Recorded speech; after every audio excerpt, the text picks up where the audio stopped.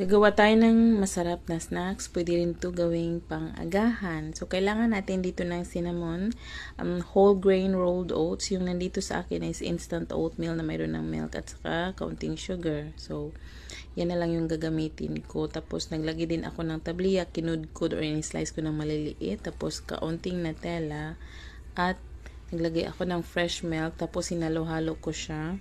At nilagyan ko siya ulit ng fresh milk para magiging smooth.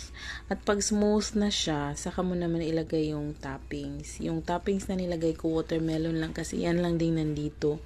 Pwede kayong gumamit ng kahit anong fruits like blueberries, mangoes, basta kahit ano yung trip nyo. Pwede din yung mga nuts. Pwede din kayo maglagay ng melted chocolate. Pero sa akin, since mahal ang chocolate, kaya ito na lang yung gagawin ko, yung all-purpose cream. Nilagyan ko siya ng kaunting condensed milk.